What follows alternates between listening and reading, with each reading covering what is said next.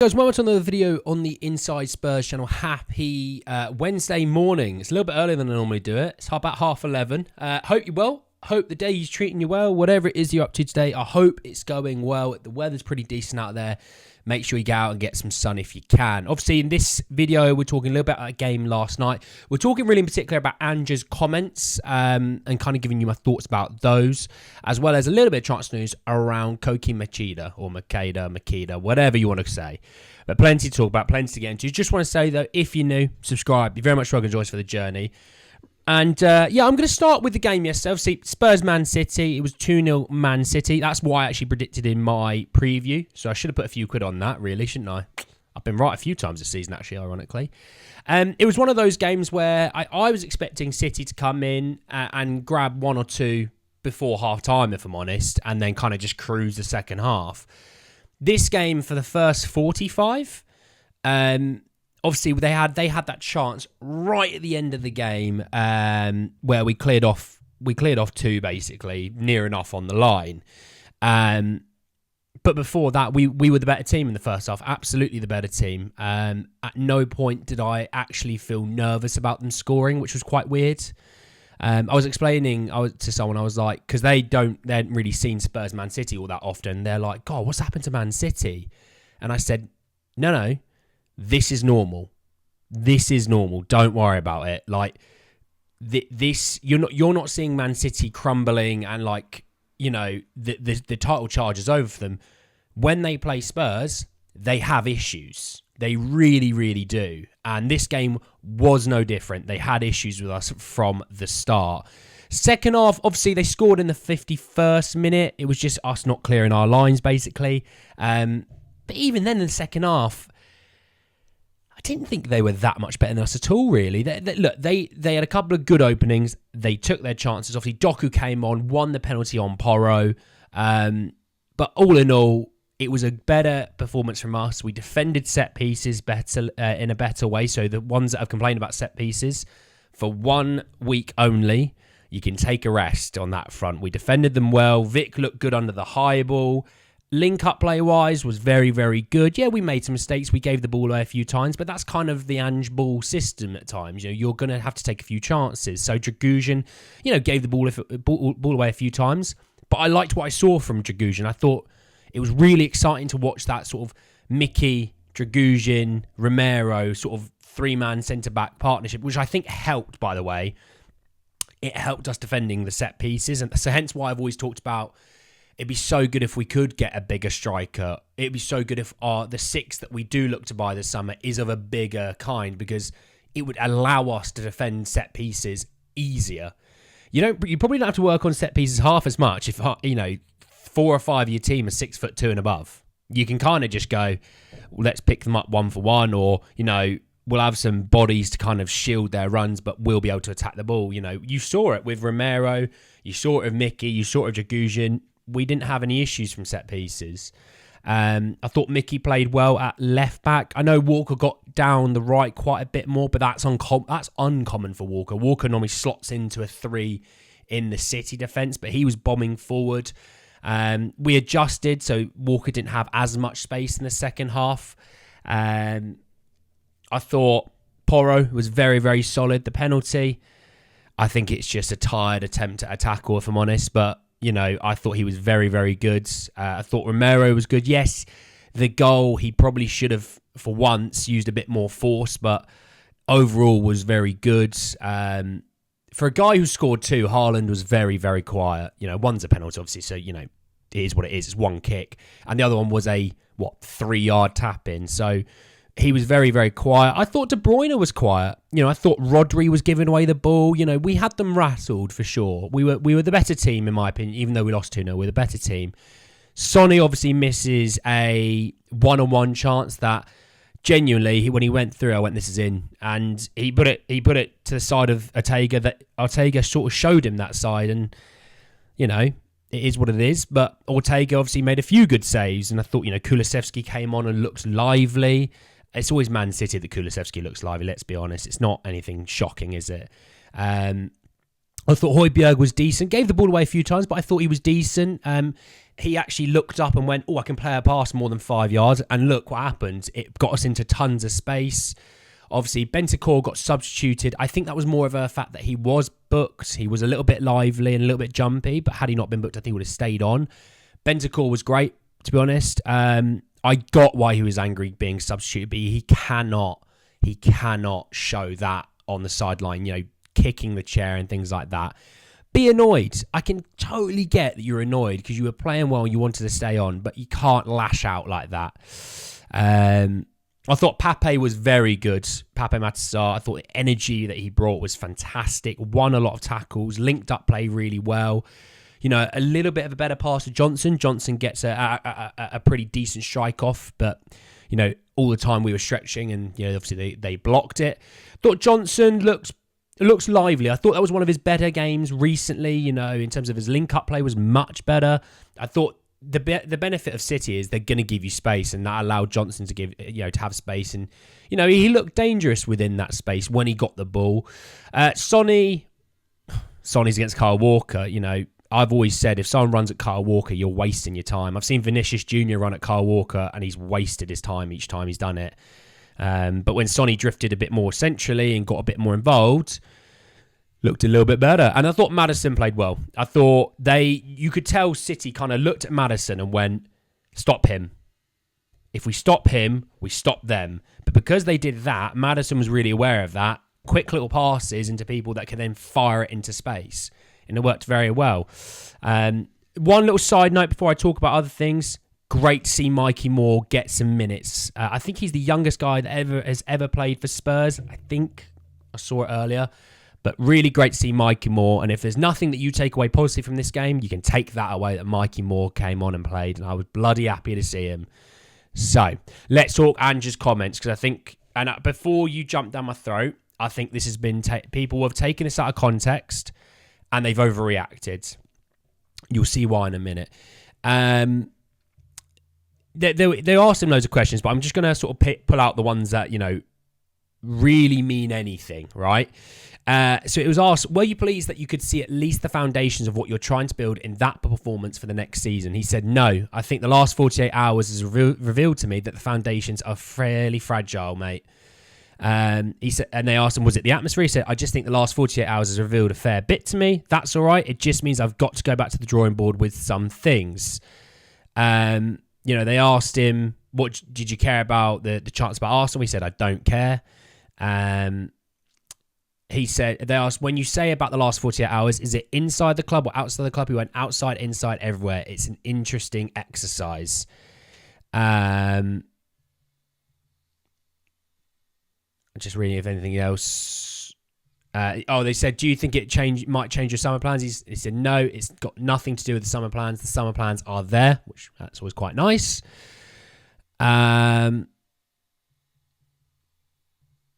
This is a key thing because this, by the way, this is brilliant because all the Twitter big pages who act like they are the only Spurs fans that matter, which, by the way, fuming with those guys.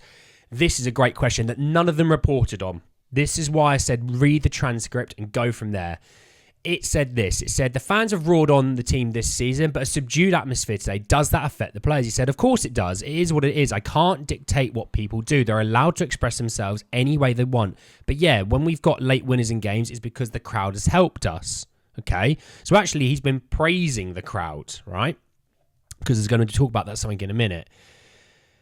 They asked about Bentancur. He said, didn't notice, don't care.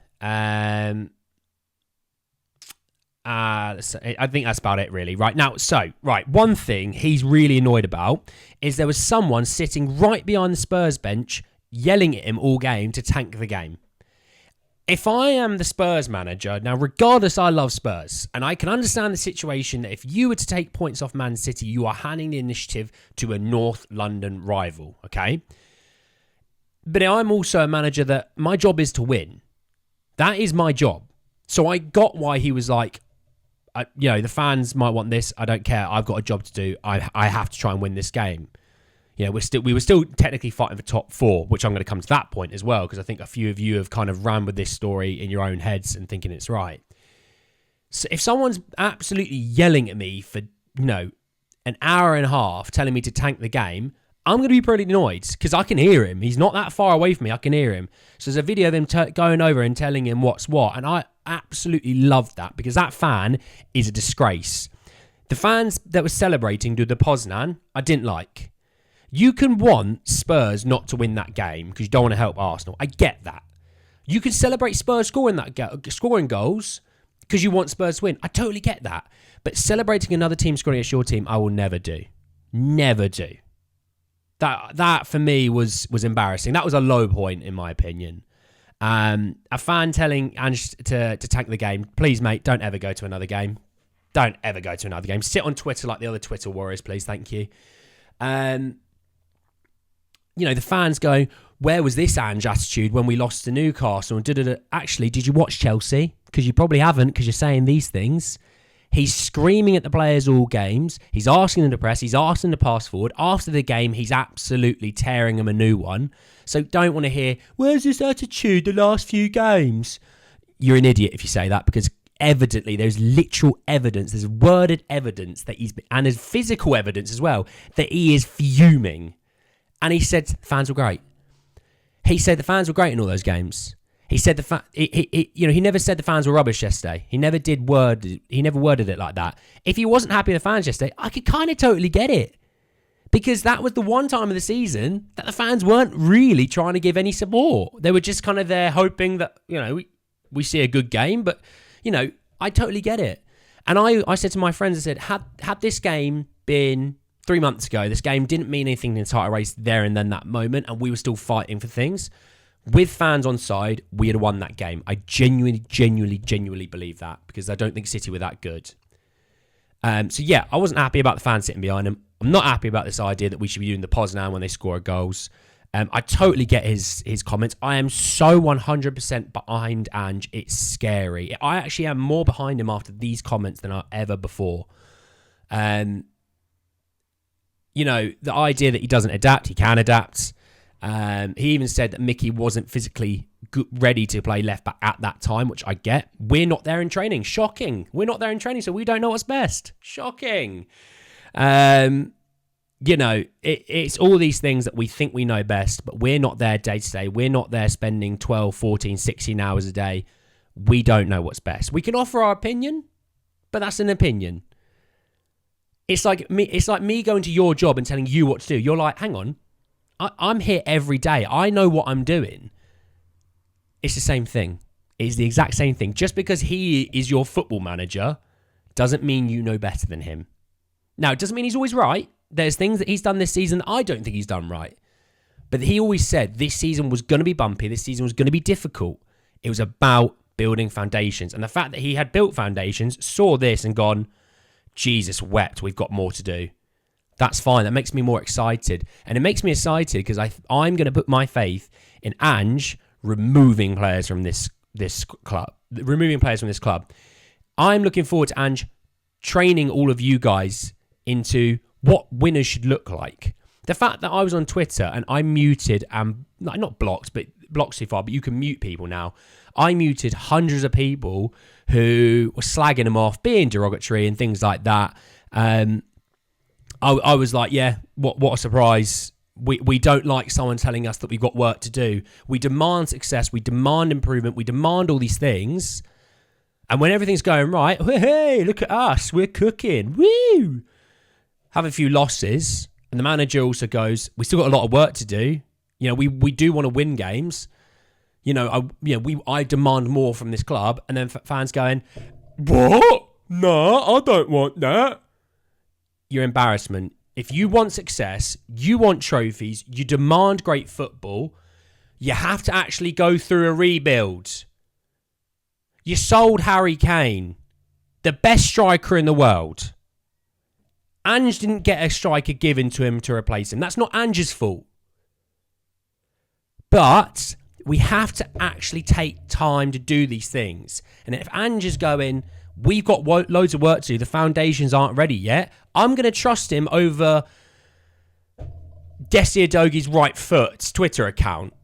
Twitter accounts that have got Christian Romero as their profile.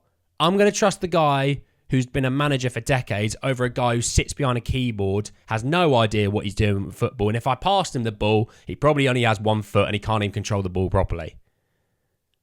Rant over, and that's it. Which I want to know your opinions about those Ange quotes. And I want to know if maybe my attitude has kind of made you think differently. Not to say I'm right, because I'm not always right. And it's my opinion, and you're allowed your opinion. That's the beauty of this channel. The beauty of this channel is we try and be positive. We try and think of all the avenues of things, be it transfers, contracts, new stadium events, whatever. It could be anything and everything. We always think of all the avenues things can be. We're not hot to a topic. We'll always take our time. And the fact that I was on Twitter and everyone was so hot to kind of slag off Ange and slag off... No, sorry, just slag off Ange. Players and board, can do no wrong. Slag off Ange, just slag off another manager shows... They're not thinking of all the avenues it could be. Rant over. Let me know what you think. Let's talk Kiko, Machida, Hakuna Matata, whatever it is. So it came from Wolfert, who said that Spurs are at the forefront to sign Koki Machida, or Machida, whatever. This season is expected to be his last at Royal Union Saint-Gilloise, who want 15 million euros to sell the centre-back he wishes to play in the Premier League. Look, if I'm honest, I don't see it happening. I see Spurs, and let me add another thing to this.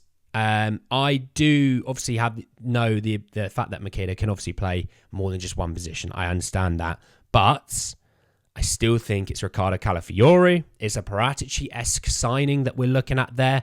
Him at sort of left centre back, left back. I think that's where Spurs go personally, and I hope Spurs still go that way. I really, really do. I'm interested to know what you guys think about that one, because obviously we are looking at a certain profile of a left centre-back to left-back, left footer obviously, which helps, who can kind of masquerade between the two if necessary, give Udogie rest if we need him to. Obviously Mickey can be there if we need him to, all those things, you know. But I'm interested to see what you guys think about that, because I think it's really, really fascinating. But anyway, guys, at the end of the video, hope you enjoyed. Drop a like on the video. If you did, hit me in the comment section your thoughts and feelings about yesterday's game. Ange quotes, Kiko Machida, Machida, whatever. Obviously, subscribe to the channel if you're new and hit the button notification for more. Then, guys, then a video. I'll see you all very, very soon. Take care, guys.